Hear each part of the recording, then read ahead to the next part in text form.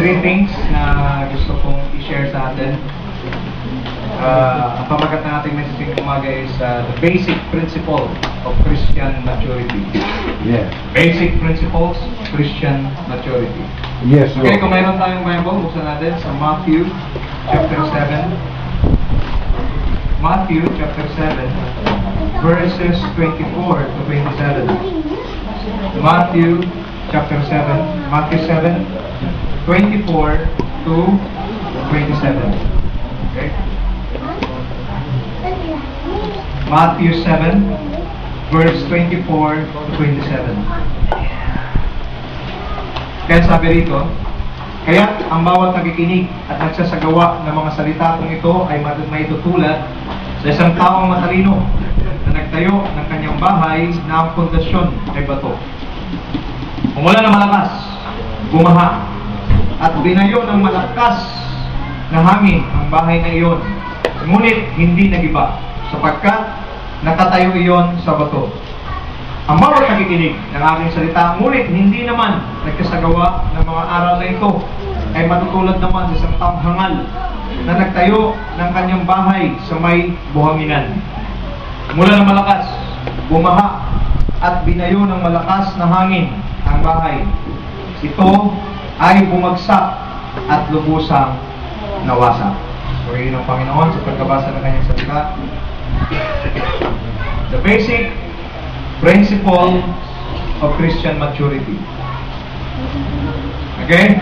So, madaling makinig ng salita ng Diyos, madaling umaten sa gawain, pero kailangan ang simula ng ating paghakbang bilang mga anak ng Diyos o mga Kristiyano ay kailangan po tayo lumalim sa salita ng Panginoon. Ibig sabihin, lumago o mag-mature. Nakita na po ba kayo ng mga matanda na tapos immature? Nakita na ng gano'n. Okay? Ang pangit tingnan na, yung bang ang laki-laki ng katawan. Sino rito nakapanood ng palabas na Bonjing?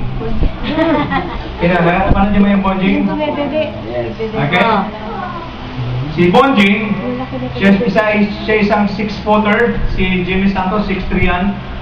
6 foot and 3 inches yung kanyang height. And then, pagkatapos pag siya ay nagugutom, humingi siya ng dede. Alam niyo bang dede niya? Kasi yung galon na malaki, at nilalagyan niya ng may chupon. Okay, nakita na kayo na gano'n. Christian, anong itsura niyan? Nakakatuwa ba o ang pangit, di ba? Ang laki-laki. Ang laki-laking mama, akala mo pag nakita mo, nakakatakot. Pero, mamaya, pag umiiyak, ibang klase. Tapos umiinom siya, hindi sa baso umiinom siya sa galon na mayroong chupon. Okay? Pagkitingnan natin ang sagwa, hindi maganda. Bakit? Kasi, ang laki-laki niya, dapat sa baso na siya inom. Ano ibig sabihin? Hindi magandang tingnan pag ang isang tao ni mature. Kailangan mature tayo. Now, ganon din sa ating paglakad sa Panginoon. Sa mga bisita natin, bakit maaaring magtaka kayo, bakit maraming tao na sa loob ng church? Pag nasa loob kasi ng church ang mga tao mabait.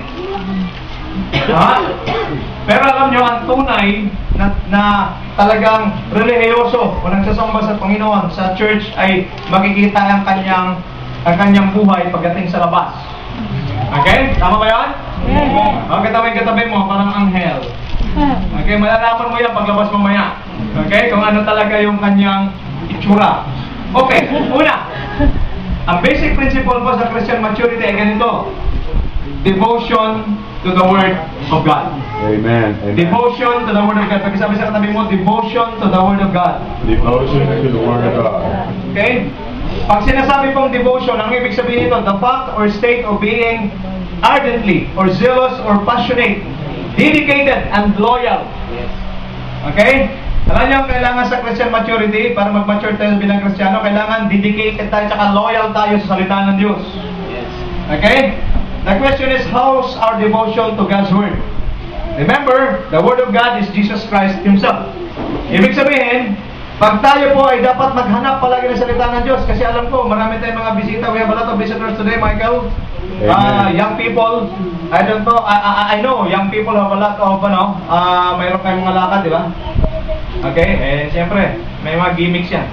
Okay, but kayo ay pumunta rito ngayong umaga, nakarinig ka na salita ng Panginoon, ito ay isang magandang pagkakataon para sa atin.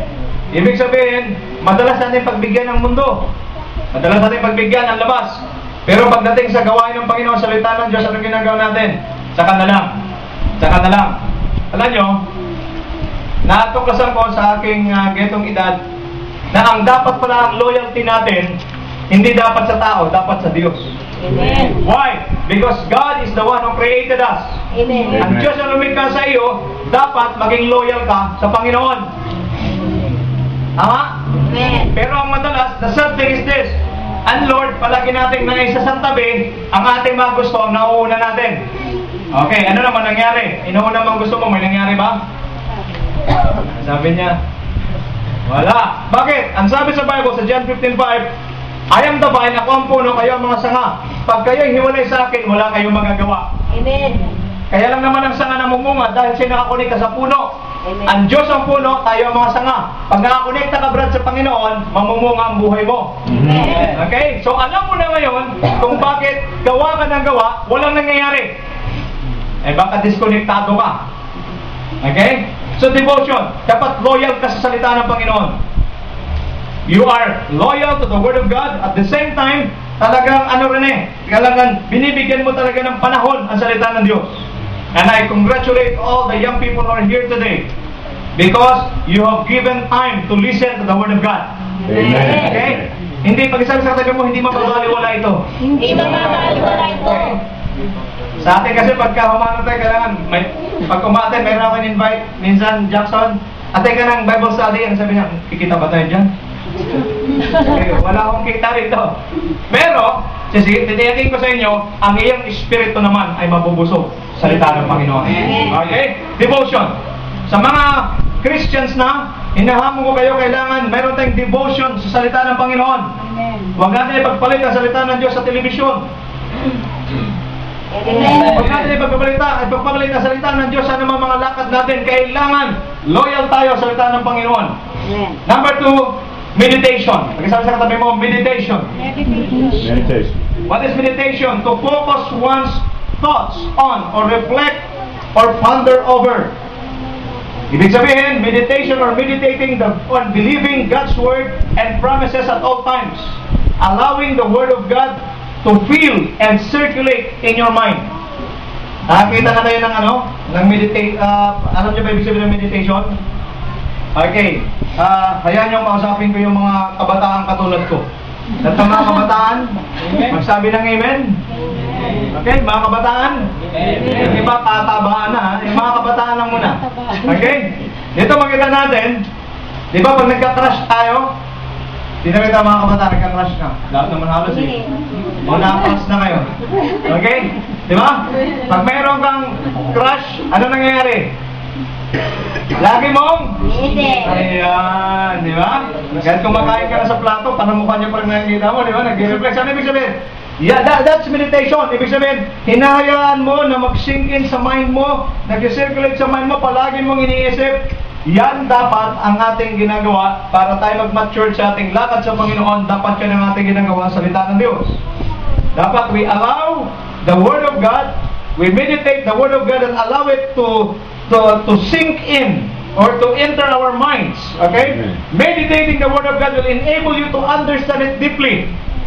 Pag tayo po ay nag-aral sa salita ng minimeditate natin, share ang salita ng Diyos, doon natin naintindihan ang malalim na kapahayagan. Palagi mo nababasa John 3:16, pero ang akala mo, ganoon lang yun. Pero pag mineditate mo, marami ka pang makukuha dyan sa John 3:16. O natin? Okay? It will enable you to digest deeper truth about what the passage is saying and what it is all about. Ibig sabihin, habang nag-meditate ka, lalong marami kang naunawaan sa Panginoon.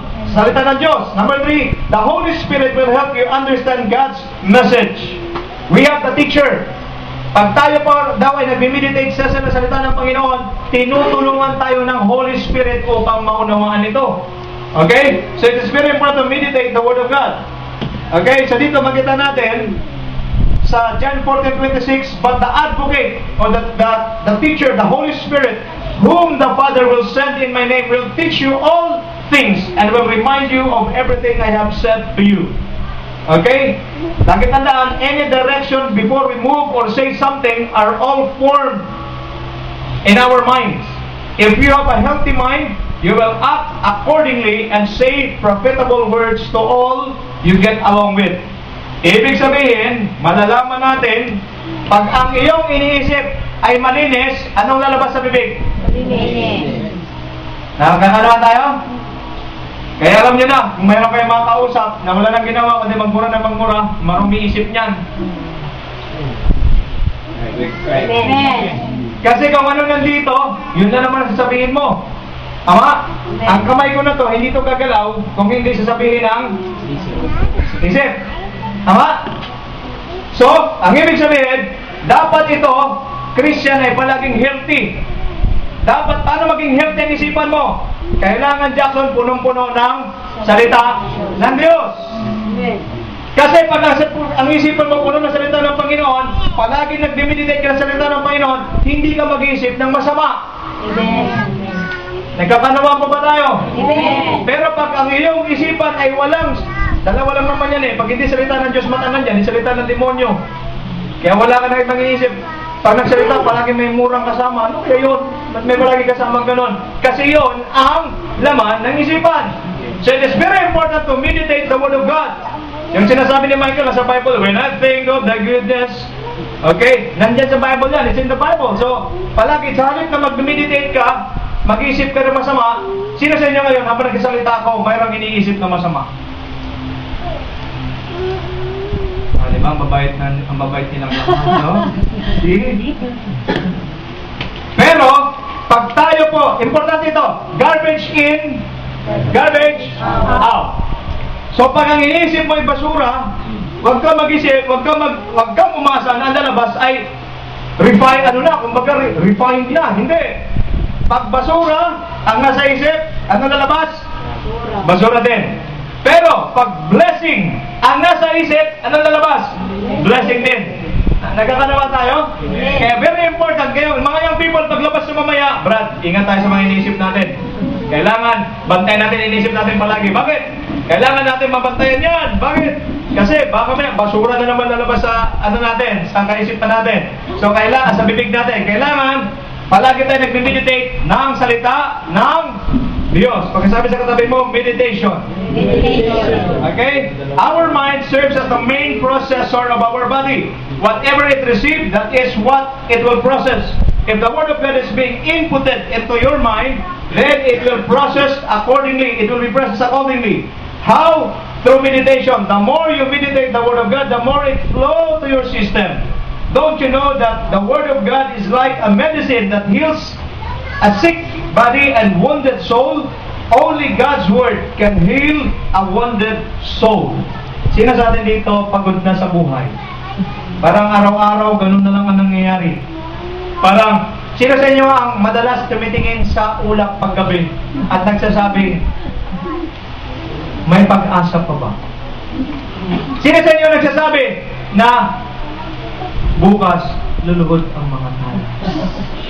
Okay? Ano ibig sabihin? Minsan hanggang pangarap, minsan nahihirapan tayo. Pero ngayong umaga, gusto ko sabihin sa inyo, magsimula kayong mag-isip at mag-meditate ng salita ng Panginoon. At sasabihin ko po sa inyo, gaya ng aking karanasan, hallelujah, ang salita ng Diyos ang magpapalakas at magpapagaling ng ating kaluluwa. Amen. Palapakan natin ang Panginoon, hallelujah. Now, devotion to the Word of God. Pangalawa, meditation. And most of all, number 3, application. Application. Application. Do what the Word of God says. It is simply doing it. It is the wisest thing in the eyes of God. Useless yung presence natin ngayong umaga. Useless ang pagkikinig natin. Useless ang meditation natin kung hindi naman natin ina-apply sa ating buhay. Pagkasabi sa katabi mo, application. Application. Application, the synonym of application is exercise. The act of bringing into play or realizing in action. Okay? something performed or practiced in order to develop, improve, or display a specific capability or skill. It doesn't mean na pag nakarinig ka ng salita, in-apply mo, perfect agad. Hindi naman. Pero iba naman yung nagsisikap kaysa walang ginagawa. Amen. Uulitin ko, iba naman yung nagsisikap kaysa walang ginagawa. Amen. Pinipilit mong ina-apply ang salita ng Panginoon. Lagi kang tandaan, pag ina-apply mo ang salita ng Diyos, may demonyo na ikaw ay hahadlangan. Nakama? Pero wag kang kumilos. Abay, ang demonyo, papatulugin ka pa. Nagkakaunawaan tayo? So, ibig sabihin, pag may narinig ka salita ng Panginoon, pag sinasabing, huwag kang magalit. Sa ginagawa mo, may kagalit-galit na pangyayari, pinipigilan mo. Kasi i-apply mo nga sa salita ng Panginoon. Ang demonyo, lalo kang gagalitin. Now, pag may kagalit-galit, mabilis ka magalit. At sabi ng demonyo, that's my boy. Nagkakaroon tayo? So dito, importante yung application. It is not enough na makinig. It is not enough to listen. It is not enough to meditate. But we need to listen, we need to meditate, and apply what we heard. Mamamat? Kailangan may application. Hindi pwede yung nakikinig lang, hindi pwede nag-meditate lang, kailangan ina-apply ang naririnig. So, pag ma-master natin ng tatlong bagay, una, devotion to the Word of God. Kailangan loyal tayo sa salita ng Panginoon. Kung anong sinasabi ng salita ng Diyos, that's final. Amen. The Word of God is final. Amen. We have to change, not the Word of God. Amen. Amen. We have to change, not the Word of God. Amen. Let the Word of God change you. Amen. Kasi maraming Kristiyano magaling na ngayon. Pag mayroon silang kapalpakan, ginagamit ang salita, sabi nga sa Bible eh. Di ba? No! We have to change, not the Word of God. Now, what is the result of doing the basics? Basic lang po ito. Anong resulta sa asin? Sabi sa Psalm chapter 1, number 1 is stability. If you are devoted to the Word of God, you meditate it day and night, and you apply it to your life, ang resulta mo yan is stability. Matatag na pamumuhay Kristiyano. Okay? Pangalawa, fruitfulness. Mabungang pamumuhay Kristiyano. Pangatlo, success in life. Sino dito mga nag-aaral pa? Taas ang kamay. Mga nag-aaral. Okay? Si Gabs, tumaas din. Tama Gabs. Taas kamay Gabs. Mga nag-aaral. Okay, marami pa nag-aaral. College? Okay. You want success? Of course. Yan naman ang habol natin, di ba? Maging successful sa buhay. Tama? Yan naman ang habol natin. Tingin sa akin. Hindi mo pwedeng i-separate ang success sa salita ng Diyos. Ang ibig sabihin, pag ikaw ay may gabay ng salita ng Panginoon, sigurado ang success. Amen. Tama?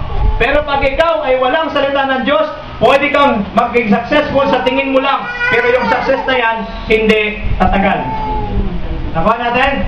So, pag ikaw ay mayroong salita ng Diyos, pag ikaw ay nananahan sa salita ng Panginoon, nagme-meditate ka, devoted ka, at in-apply mo sa buhay mo. Hallelujah! Ang sabi sa Bible, anuman ang iyong gagawin, ang gagawin ng iyong kamay, tiyak na magtatagumpay.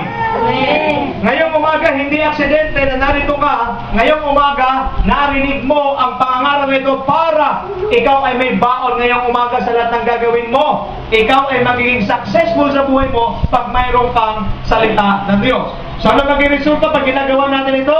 Stability, fruitfulness, and success in life. Number 2, you will become an effective witness for the Lord.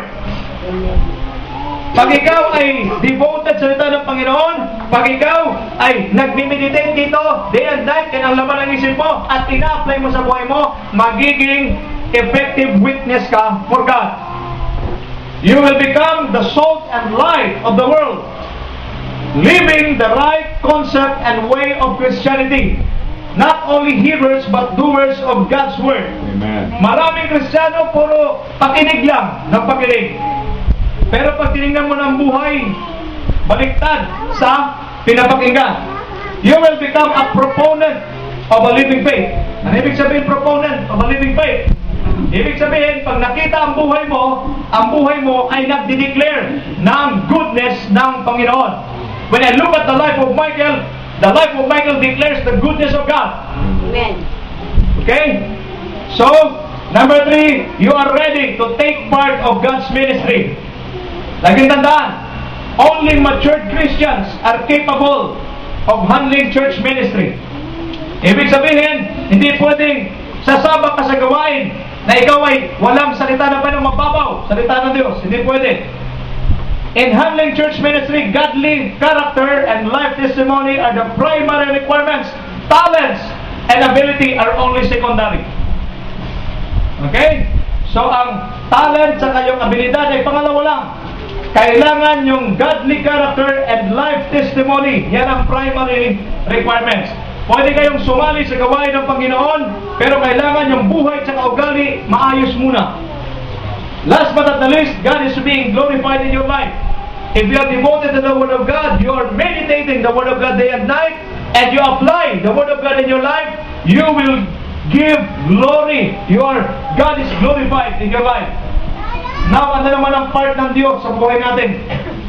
Habang tayo naglalakad, ang sabi po sa Philippians 2:13, if you are committed, devoted to the Word of God, you meditate it day and night, and you apply it in your life, ang sabi sa Bible, Philippians 2:13, for it is God who works in you to will and to act in order to fulfill His good purpose. Ang ibig sabihin, tutulungan ka ng Diyos. Mga young people, kayo mga nag-aaral, tutulungan ka ng Panginoon kung mayroon kang salita ng Diyos. Ang point of contact ng Diyos sa buhay mo ay ang Kanyang salita. Pag wala kang salita ng Panginoon, kahit ano raw ang gawin mo, wala kang magagawa. Kaya mga nandito ngayong umaga ng mga kabataan, hindi ito tsamba, hindi ito nagkataon, ito ay tinakda ng Diyos. Gusto ng Panginoon talaga maging successful ka sa buhay mo. Dahil narinig mo itong gawain ng itong salita ng Panginoon. Palapakan naman natin si Lord. Glory to God. Okay? Ito yung sikreto. Alam ko din mo inaasahan ito. Okay? Number 2, at sabi sa Philippians 4:13, I can do all things through Christ. Magagawa ko ang lahat ng bagay sa pamamagitan ni Kristo Jesus, siya nagbibigay ng kalakasan sa akin. Tingnan mo ang katabi mo, sabihin mo sa kanya, kaya mo yan. Kaya mo yan. Tingnan mo sa mata, diretso, kaya mo yan. Kaya. Okay? Kaya mo yan. Anong ibig sabihin? Hindi natin kaya sa ating sarili, pero ang sabi ng Bible, tutulungan tayo ng Panginoon. Siya magbigay sa atin ng kalakasan. Kaya natin gawin ito. Kaya natin mapagtagumpayan.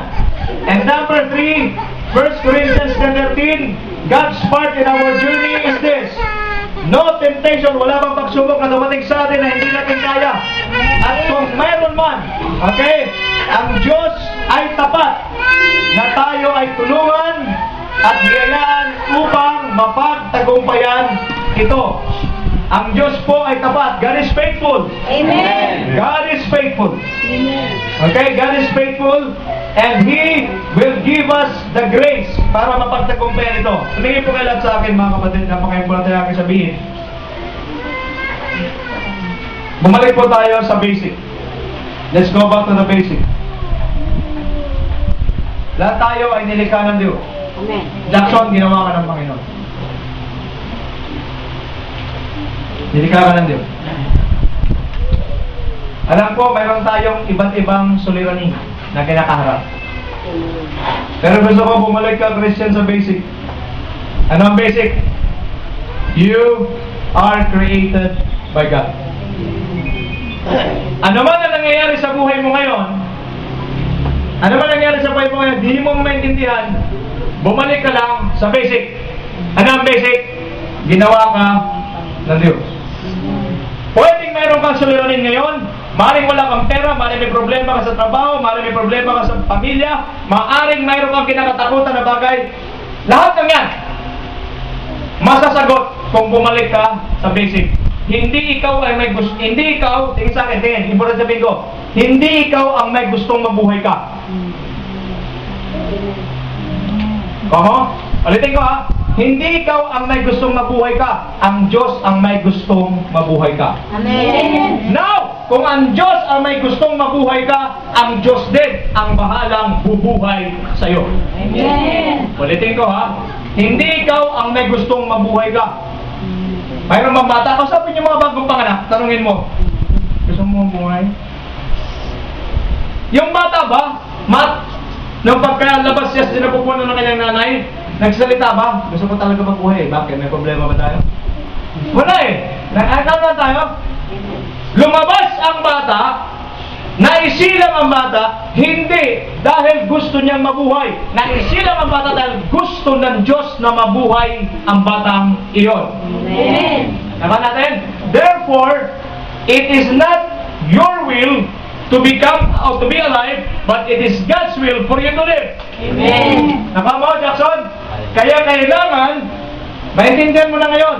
Lalabas ka rito, sa bahay na to, pag-uwi nyo, pag-usapin nyo ngayon. Pare, wala pala tayong problema eh. Salamat na lang, alam natin, nilikha tayo ng Diyos. Hindi mo rin gusto. Gusto mo mag-aral sa TCU? Yung TCU ba, alam mo ba na may TCU na, nung maliit ka pa? Wala. Wala. Hindi ko nga inaabot yan. Kung alam ko lang sana, hindi dyan na ako. Hindi ko alam na meron TCU. Ibig sabihin, yung pagpunta nyo sa TCU, yung mag-meet tayo, yung mag-meet tayo lang dito, it's not an accident. It is God's will. Amen. Amen. Ba natin? God's will ito. So, ibig sabihin, kung mayroon kang ginagamit na problema ngayon, lagi mo lang tandaan, nilikha ka ng Diyos, at kung mayroon kang problema, ang Diyos ay hindi nagkukulang, tapat siya na, ano? Ikaw ay tulungan at pagtagumpayan ng bakit? Walang pagsubok dumating sa atin, hindi natin kaya. Amen. Lahat na pinagdadaanan mo, kaya mo yan ngayon. Amen. Bakit? Igawa ng Diyos yan eh. Ang Diyos ang kasama mo. Amen. Okay? Let's go back to the basic. Minsan marami na tayong alam. Lalo na teknolohiya ngayon. Facebook, ano ba? Twitter, follow us on Twitter, ano ba? iPad, Paday, whatever. Marami. Marami ng teknolohiya ngayon. At minsan ayaw na natin ng basic. Mga kapatid, let's go back to the basic. Yomar, ginawa ka ng Panginoon. At ang iyong buhay, ikaw ay nabuhay. Sino rito nakaranas na magkasakit nung bata pa siya na matindi? Sakit ka na matindi? Anong sakit? Pero nagkaroon ng bronchitis. Bronchitis. Bronchitis na life-threatening. Life-threatening. Ako, dumating ang punto, nagkatigdas ako. Yung tigdas pala pag hindi naagapan, mapupolyo ka. Dumating ang time, hindi na ako nakalakad, Mat. Gumagabay na lang ako sa gilid. Kasi parang wala nang lakas. Eh alam mo naman sa probinsya, puro dahon lang ang tinatapal sa'yo. Nung nasa probinsya kami, dahon-dahon lang. So natapalan ka ng dahon dito, may dahon pa dito, tatalian pa para si Mang Kipuing. Tinalian lahat. Eh ang sakit ko nasa loob, dahon ang nilagay sa labas. Salamat sa Diyos. At nagkita pa tayo, dapat matagal na akong patay. Bakit? Dahon ang pinagalagay sa akin. May tuba rito, mayroon, parang nga akong lulutuin na eh. May tuba rito, mayroon ditong, ano yung oregano. Lahat na yan na nilagay. Hindi nila na-address yung tunay na karamdaman. Dapat tayo ako sa ospital. Dahil walang pera, puro dahon na nilagay. Dumating ang punto, gumagabay na ako, hindi na ako makalakad. Bakit? Hinang-hinala at ang sabi, mapupulyo ako. Pero ngayon, nakatayo sa inyong harapan, malakas, sumisipa-sipa pa. Bakit?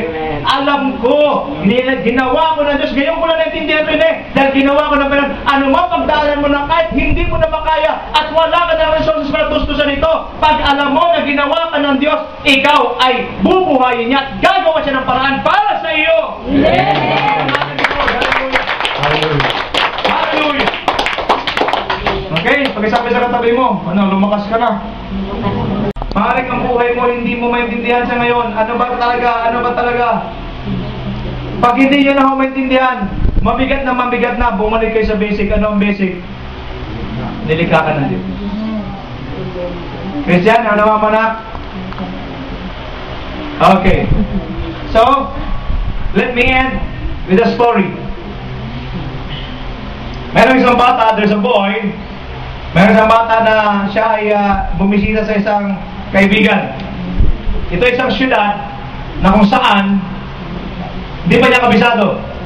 Ang batang ito mahilig mag-explore. Ibig sabihin, mahilig siyang mag-pasyal-pasyal. Sa pamamasyal ni Rene, naligaw siya.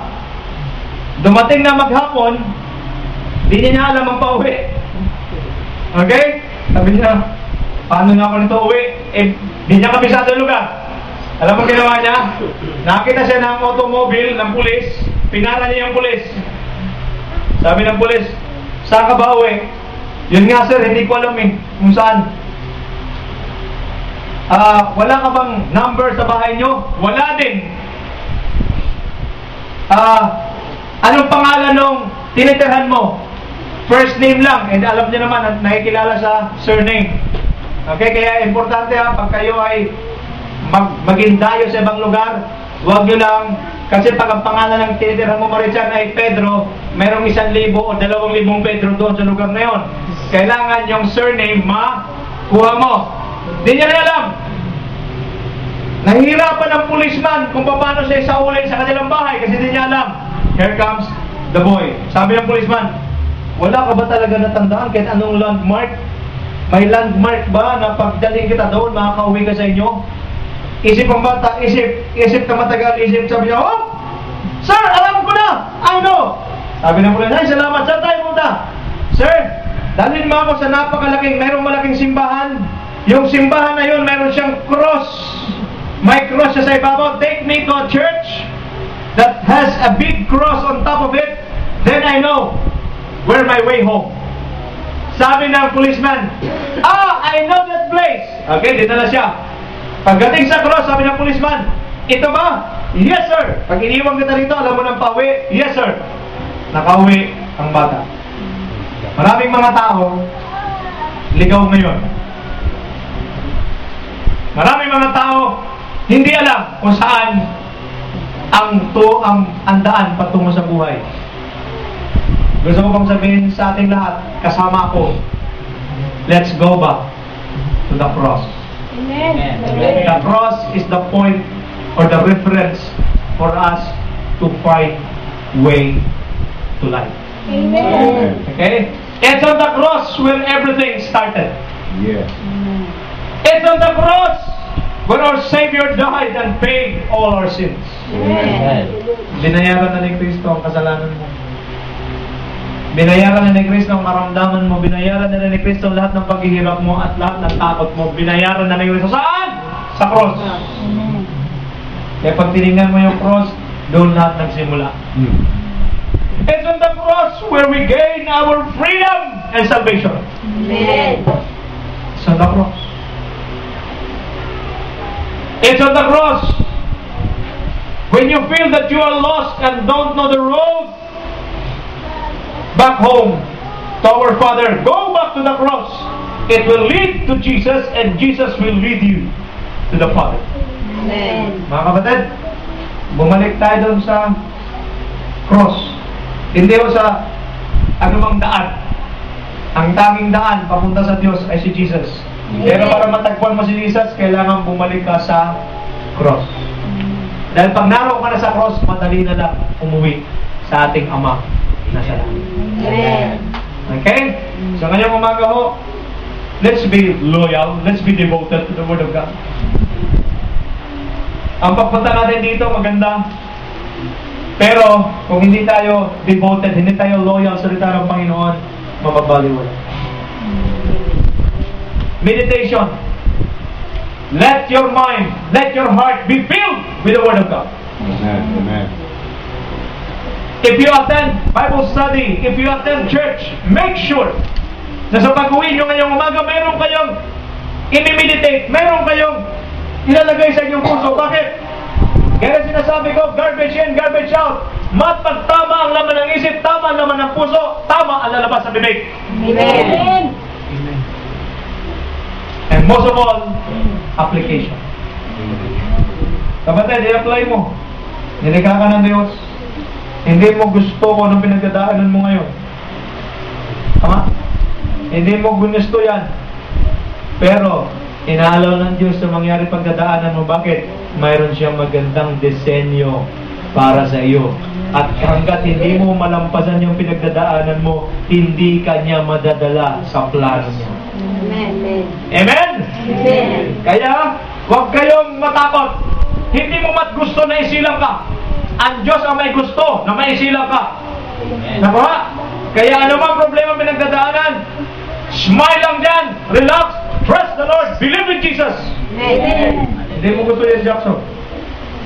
Pero, gusto ko sabihin sa inyo ngayong umaga, ang Diyos ang may gustong mabuhay ka, ang Diyos ang may gustong magkaanak ka, magkapamilya ka, at ang Diyos din ay may gusto na nandito ka ngayong umaga para para marinig mo ang sinasabi niya at pinapasabi niya sa iyo, siya pa rin ang may control ng buhay mo.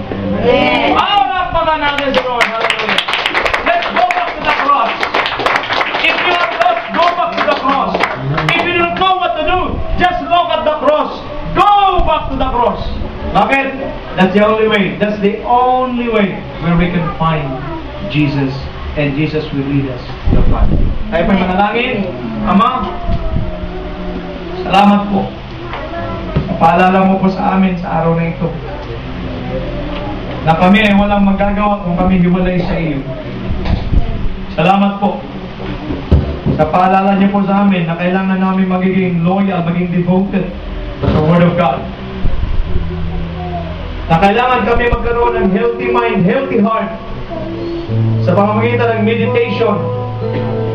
Kakargahan namin ang aming mga puso, ng aming mga kaisipan ng mabubuting bagay at ang mabuting bagay wala ibang kundi salita ng Diyos. Tulungan mo kami na huwag lamang puro salita. Pagkas Panginoon, para kami mag-mature, ay aming i-apply ang salita ng Diyos sa buhay namin. Application. We thank you, Lord, for the revelation, O God. Na hindi kami ang may gusto mabuhay kami, kundi kayo ang may gusto na mabuhay kami. Oh Lord, thank you. O ano man ang aming pinagdadaanan. Thank you, Lord. Lord, whatever circumstances, whatever trials, whatever difficulties that we're going through right now, we believe We believe, Lord. that it is you who hold our hands, Lord Jesus. Yes, Lord. Ikaw ang may hawak ng aming kamay. Kapatid, makinig ka mabuti. I don't know kung sino may kailangan nito ngayong umaga, but this is the Word of God for you. Do not think. Huwag ka mag-isip na ang Diyos ay hindi ka sinasamahan. Huwag mong isipin na ang Diyos ay kay binitawan. Dahil whether you like it or not, masyado ka lang natangay ng iyong damdamin. Sinasabi mo parang iniwan ako ng Panginoon, nagkakamali ka. Dahil ang Diyos kailanman hindi niya iniiwan ang kanyang nilikha. Ang Diyos, hinahawakan ka niya. And for your information, binubuhat ka na niya ngayon kung hindi mo na kaya. Nag-i-extend ang Diyos ang lakas para sa iyo. That is why you are here today. Yes. It is God. Praise God. At kung gusto mo ng pruweba, if you want proof, go back to the cross. Thank you, Lord. Look at the cross. It is all where everything started. Jesus died and paid all our sins. He Yes. died for our sins. He died for us. Yes. It is on the cross that we receive our freedom, our salvation. Yes. The cross where Jesus died. Yeah. Sa umagang ito, ako'y pinaniniwala na ang banal na Espiritu ay kumikilos ng umusak. Naniniwala ako na ang banal na Espiritu ay nangungusap sa bawat isa atin at sa ating mga bisita ngayong umaga. May nasa-search pa ako, mayroong problema sa pamilya. Mas pinipili mo ang mga barkada kaysa pamilya mo. Bakit? Nagkakaroon ka ng kasiyahan pag nasa barkada ka kaysa pamilya mo, para pag sa bahay nyo parang puro away, puro gulo. I want you to know, hindi mo ginusto mabuhay, hindi mo rin ginusto sila maging pamilya mo, pero ang Diyos nilagay ka niya, binuhay ka niya. Ngayong umaga, maaaring ito ang simula. Ipagpatalangin kita ngayong umaga, itong simula ng pagbabago ng iyong buhay. Dahil naniniwala ako sa oras na marinig mo ang salita ng Diyos. Ang sabi sa Bible, sabi ni Jesus, my words are spirit. My words will heal your broken soul. It's the Word of God. Ang iyong pagod na kaisipan, Sabi sa Bible, sabi ni Jesus, lumapit kayo sa akin, kayo mga napapagalat na bibigatan, at kayo bibigyan mo ng kapahingahan. Sino rito pagod? Sino rito talagang hindi mo na alam ang gagawin mo? Ang tawag ng Panginoon sa atin, lumapit ka sa akin. Lumapit ka kay Jesus. At bibigyan ka niya ang kapahingahan. Ama, salamat po sa araw na ito. Salamat po, Panginoon, at sinamahan niyo po kami. Pinaalala niyo po sa amin. These are basic principles. Pero kung kami ay tapat, faithful kami na gagawin ito, to be devoted to your word, to meditate your word day and night, and to apply your words in our life. Lord, we will become stable, we will become fruitful, and we will become successful. Amen. Ito po ang gusto niyo mangyari sa amin. Patawad po kung marami na kami mga ginagawa kung ano-ano. Nakalimutan namin ang basic. Lord, lead us to the cross. Lead us to the cross once again. And help us. Give us the grace to do the basics. Thank you so much. We bring back all the glory and honor to you. Sa Kanya na mayroong problema sa pamilya, dalangin ko. Nabigyan niyo po ng kapayapaan at kaayusan ng kanilang pamilya. Sa Kanya na dumaranas ang kakapusan sa pinansyal. Sa pangalan ni Jesus, ang dalangin ko, kayo po ang magpuno. Sa Kanya, Panginoon, na mayroong pong personal na struggle. Lord, dalangin ko na kayo po magpapalaya sa Kanya. At dalangin ko sa Kanya, Panginoon, na mayroong kinakaharap, may kinakatakutan sa mga oras na ito. Dalangin ko, I cast out that fear in the name of Jesus. And I declare courage in Jesus' name. Thank you so much, Lord. Binabalik namin sa iyo ang lahat ng papurit parangal sa mga pangyarihang pangalan ni Jesus. Ang lahat ng anak ng Diyos ay magsabi ng Amen. Amen.